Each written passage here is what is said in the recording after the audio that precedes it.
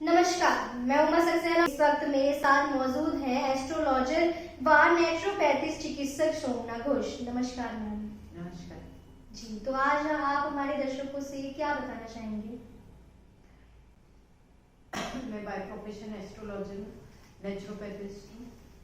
तो मैं आपके माध्यम से आज दर्शकों को ज्योतिष विद्या क्या है, एस्ट्रोलॉजी क्या है, क्या इसका प्रभाव है, क्या महत्वपूर्णता है, क्या ये लिंक है हमारे समाज से, इसका क्या लिंक है, वो बताना चाहूंगी। क्योंकि जी, तो हम जानना चाहेंगे कि जो ज्योतिषी विद्या होती है वो क्या है? देखिए, हमारे जो आकाशीय पिंड होते हैं, जो ग्रह नक्षत्र होते हैं, उसका अध्ययन करना और उसका एक विशेष तौर पे एक अध्ययन करना कि उसका हमारे जीवन पे भी असर पड़ता है, उसकी जो रश्मियां हमारे जीवन पे पड़ती हैं, उससे हमारे घटना में, जीवन की घटनाओं में, हमारे शरीर में, हमारे मन, मानसिक स्तर पे क्या असर पड़ता है, ये हमारे आकाशीय पिंडों में जब बदलाव आएगा तो उससे हमारे जीवन में क्या बदलाव आ सकता है भविष्य में, इन फ्यूचर।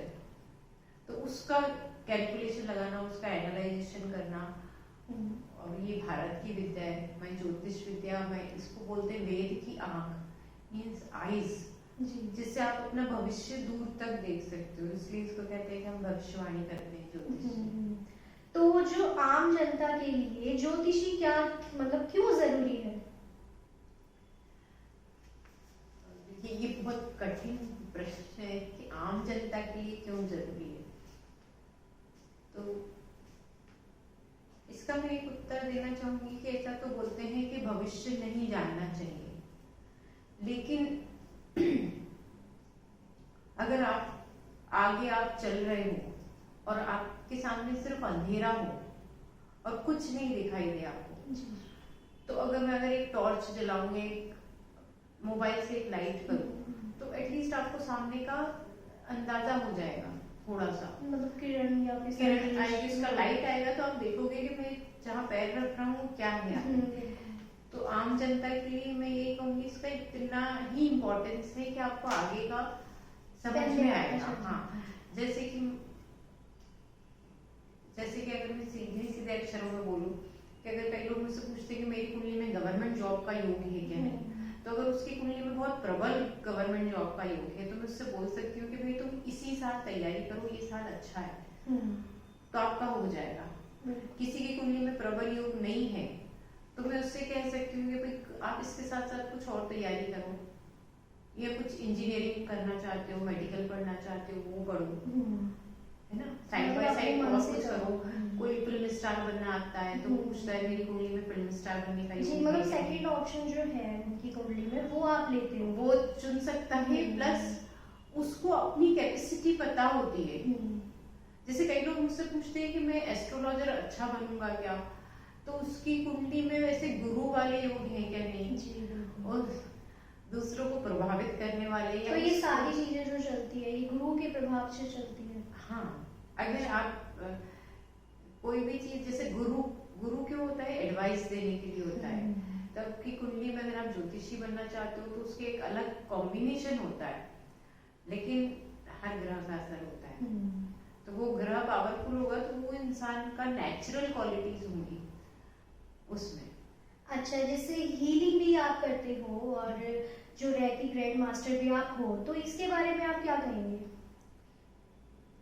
देखिए, रेकी जापानीज विद्या है, इसको बोल सकते हैं कि एक मेडिटेशन है। और जो रेकी के जो फाउंडर थे, उन्होंने जानने के वक्त अपने एक सिंबल्स बनाए थे, जैसे हम लोग स्वास्तिक बनाते हैं वैसे जापानीज सिंबल्स होते हैं जिसमें उनकी वो शक्ति थी। तो जब हम रेकी करते हैं तो वो शक्ति हमारे अंदर आती है और उसी शक्ति से हम लोग हीलिंग करते हैं, और ये भी एक साइंस है, वे भी एक साइंस है, तो ये हीलिंग का साइंस है। तो बेसिकली इसमें हम मेडिटेशन करते हैं, 7 चक्र हीलिंग करते हैं, ध्यान करते हैं, वो सिंबल्स के ऊपर ध्यान करते हैं। अच्छा, तो ये जो 7 चक्र की जो आप बात कर रहे हो ये क्या है? 7 चक्र, ये भी हमारे भारत की ही देन है। हमारे भारतीय ऋषियों ने इसका ढूंढा था इसको, मतलब इस सात चक्र को ढूंढा लाया था। कहीं, मतलब ऐसा तो बोल- ये बहुत पहले हमारे ऋषि मुनियों ने बोल दिया था कि हमारे शरीर में 7 चक्र है, जी। जिसको साइंस की लैंग्वेज में हम लोग एनर्जी सेंटर्स बोलते हैं, जैसे कि हमारे ग्लैंड्स बोलते हैं, जैसे पीनियल ग्लैंड है, पिट्यूटरी ग्लैंड जी, है, बिल्कुल। जैसे इसको हम लोग आज्ञा चक्र बोलते हैं इसको। तो अब उसके बाद साइंस ने बोला है कि यहाँ पर एक ग्लैंड होता है जिससे हमारी पूरी बॉडी को मैसेज जाता है, तो आज्ञा जाती है मतलब। तो इस तरह से हमारे 7 चक्र होते हैं शरीर में, मूलाधार से लेकर क्राउन चक्र तक, सहस्त्रार चक्र तक। वो हर चक्र का अपना एक रोल है, उसमें अपनी एक एनर्जी रहती है, और उस एनर्जी को जब आप एनर्जाइज करते हो, उसके ऊपर ध्यान करते हैं, तो वो हमारे शरीर की ऊर्जा को बढ़ाते हैं। और ऐसे हमारे बोलते हैं कि हमारे जो शरीर में जो सूक्ष्म हमारे कर्मा होते हैं, जिसको हम कर्म बोलते हैं, हमारी सोच बोलते हैं, वो भी हमारे चक्रों पर ही आधारित होती है। जैसे कि मैं आपको लेमैन लैंग्वेज में समझाऊं कि हमारा आज्ञा चक्र होता है, तो अगर आपका आज्ञा चक्र अच्छा होगा, है ना, या आपके अंदर क्लियर विचार होंगे, आपका खुद के थॉट्स बिल्कुल क्लियर होंगे, तो मैं जब किसी को समझाऊंगी तो वो भी बिल्कुल क्लियरली समझाऊंगी। तो मतलब आपका आज्ञा देने का जो तरीका है वो क्लियर है, तो आपका आज्ञा चक्र स्ट्रॉन्ग है, मीन्स आप कुछ बोलोगे किसी को तो वो समझ में जल्दी आएगा आपको। तो इसी तरह से हमारे 7 चक्र में बोलते हैं हमारे कर्मा भी रहते हैं। तो आप जब 7 चक्र पे ध्यान लगाते हो तो धीरे धीरे धीरे आपके कर्मा भी बदल जाते हैं। तो आपके जीवन में, जो मैं रेकी में करती हूँ, तो रेकी में जब हम लोग मेडिटेशन करते हैं तो 7 चक्र टच थेरेपी कहते हैं रेकी को, हाथ स्पर्श चिकित्सा, हाथ रख के, तो ऐसे कर सॉरी हाथ रख के हीलिंग करते हैं। तो धीरे धीरे धीरे हमारे चक्र से हमारे कर्मा भी चेंज होने लगते हैं। जैसे हम हृदय चक्र पे हाथ रखोगे, उसकी हीलिंग करोगे, तो धीरे धीरे आपका हृदय चक्र का जो काम है, जैसे दिल का काम कहते हैं ना, धड़कना होता है, तो वो कहते हैं मेरा दिल इसके लिए धड़कता है। तो जैसे आपके जो हार्ट चक्र का एक काम तो धड़कना होता है, एक काम होता है उसको फील करना, महसूस करना। जैसे मैं कहूँ ना कि मुझे इंसान दिल से पसंद है, फील करते हैं। तो जो आप हृदय चक्र बड़ा होगा ना, तो आप हर चीज को दिल से महसूस करोगे। आपके दिल बड़ा होगा तो आप हर इंसान को दिल से प्यार करोगे। आपका दिल, कहते हैं ना इस इंसान का दिल बहुत बड़ा है, दिल बड़ा होना मतलब आपके अंदर दिल में वो जगह हो जाती है, आप दूसरे के दर्द को भी समझने लगते हो। एक इंसान होता है जिसको हम कहते हैं स्वार्थी होता है, जो सिर्फ अपने मतलब से काम करता है, और एक इंसान होता है जो दूसरे का भी दुख समझता है।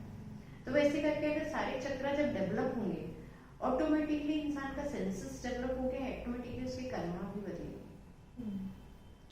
कि जैसे कि बोला जाता है कि जो लोग मर जाते हैं, उनके जो कपड़े होते हैं, उनकी जो चीजें होती है, वो यूज नहीं करनी चाहिए, ऐसा क्यों?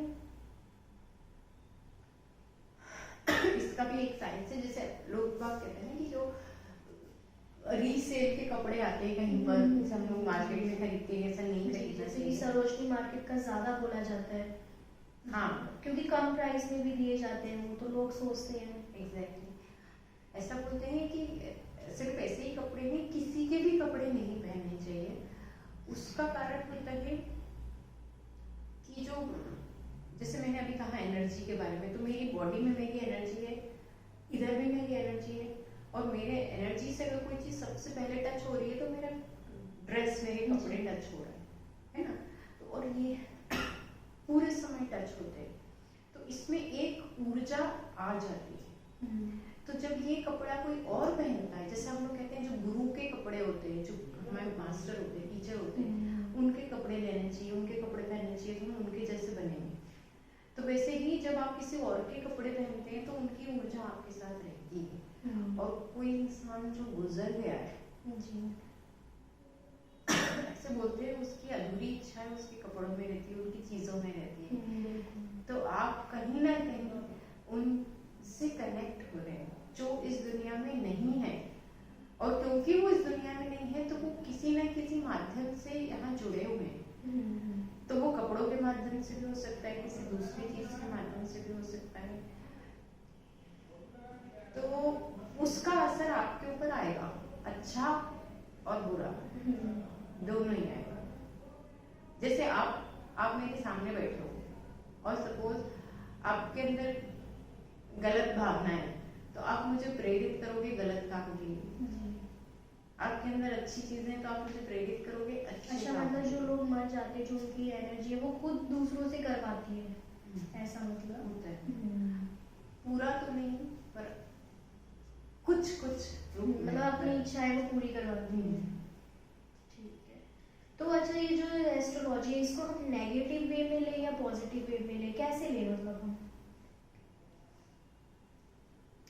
नेगेटिव वे में आप इस तरह से कह सकते हैं, हम कहते हैं कि जो भविष्य होता है हमारा, वो असल में हमारा पिछले जन्मों का किया हुआ इस जन्म में सामने आता है।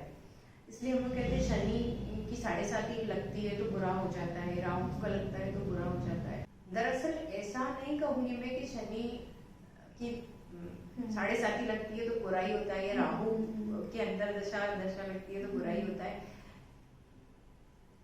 तो इसको नेगेटिव वे में इस तरह से कह सकते हैं कि ये कड़े ग्रह होते हैं, माने स्ट्रॉन्ग ग्रह होते हैं, तो आपको ऐसा बोलते हैं लेसन सिखाने के लिए आते हैं। तो इसमें अगर आपने कुछ गलत करा तो वो अपने, क्योंकि आपने पिछले जन्म में किसी के साथ कुछ बुरा किया है, कर्म जैसे कुछ गलत किया है, तो इस जन्म में आप लेसन कैसे सीखोगे? जैसे मैंने किसी का कोई सामान चुराया है, तो इस जन्म में अगर मेरा कोई सामान चुराएगा तो मुझे पता चलेगा कि मैंने वो काम गलत करा था। अच्छा, जैसे लेसन हमारे साथ सीखेंगे मतलब जो बुरा हो रहा है तो हम समझ जाए कि वो पहले ही हमारे साथ मतलब हमने किसी के हाँ, साथ हमने करा है। किसी के साथ किया तो है। इसलिए हम बोल सकते हैं कि ज्योतिष नेगेटिव पॉजिटिव नहीं कहेंगे, लेकिन हर ग्रह में कुछ सिखाता है। तो ये होता है कि शनि और राहु मोस्टली, और आपकी कुंडली के आधार पे कौन सा ग्रह खराब रिजल्ट देता है, तो वो आपको कुछ ना कुछ सिखाने के लिए आया है, तो वो थोड़ा नेगेटिव रिजल्ट देगा। लेकिन अगर आप उपाय करते हो, आप अपने काम ठीक से करते हो, अपनी ड्यूटीज ठीक से निभाते हो, तो वो ग्रह पॉजिटिव रिजल्ट देंगे। अच्छा, जैसे बोलते हैं कि जो नजर लग जाती है, जैसे लोग बोलते हैं कि मुझे नजर लग गई है या हम बीमार पड़ गए हैं, उसने हमें टोक दिया है, तो वो क्या है मतलब? ऐसा होता है, ऐसा माना जाता है? हाँ, इसका मिला जुला असर होता है। जैसे सिंपल लैंग्वेज में, जब मेरे पास बहुत सारे क्लाइंट ऐसे आते हैं कि वो मुझसे हमेशा कहते हैं कि मैम मेरे पीछे भूत लग गया है या किसी ने ब्लैक मैजिक कर दिया है, तो मैं कुंडली जब देखती हूँ तो मोस्टली राहु की दशा या अंदर दशा चलती है, तो वो ग्रहों का भी असर होता है, कुछ हमारे पिछले जन्म का भी कर्म होता है, और कुछ क्या होता है जब हम राहु की दशा से गुजरते हैं तो हमारा ऑरा वीक हो जाता है, हम खराब माहौल से गुजरते हैं, तो उस समय हमें कोई भी नेगेटिवली कोई भी इंसान हमारे साथ कुछ भी बुरा करता है, तो वो ही एक तरह का नजर दोष बोल सकते हो आप इसको, नजर लगना। जी, तो आप अभी संदेश क्या देना चाहेंगे दर्शकों को? जैसे मैं एस्ट्रोलॉजी करती हूँ, मैं रेकी भी करती हूँ, मैं हीलिंग करती हूँ, तो मैं सबको एक संदेश देना चाहती हूँ कि आप किसी भी विद्या को पॉजिटिवली लो। हर विद्या का अपना एक साइंस है, और जो हीलिंग है, रेकी है, ये बहुत अच्छी विद्या है। इसमें हम मेडिटेशन सिखाते हैं, टच थेरेपी सिखाते हैं, एनर्जी को कैसे सेंट्रलाइज करना है, माने कैसे ध्यान लगाना है, कैसे ऑब्जर्वेशन करना है, ये सिखाते हैं। तो हर इंसान में मेडिटेशन करना चाहिए, हीलिंग करना चाहिए, और थोड़ा बहुत अपने बारे में मैं कहूँगी जागरूकता होनी चाहिए। मैं नहीं कहूँगी कि जानना चाहिए जी, पर एक जागरूकता होनी चाहिए। जैसे अगर मैं बोलूँ कि आपसे बोलूँ कि आप जो भी प्रोफेशन में आप अच्छे से काम नहीं कर रहे हो या आप बहुत ही बेकार प्रोफेशन में हो, तो ये गलत नॉलेज है। लेकिन आपसे कहूँ कि आप ये करो तो ये थोड़ा सा ठीक हो सकता है, करेक्ट हो सकता है। अगर आप ये इस तरह से करोगे या इस तरह से करोगे तो ठीक हो सकता है। तो ये अवेयरनेस है, एक तरह की जागरूकता है, तो वो होनी चाहिए सब में। जी, तो इसी के साथ हम विदा लेते हैं। थैंक यू मैम, आप हमारे चैनल पर आए और लोगों को इतना अच्छा मतलब जागरूक किया लोगों को। Thank you.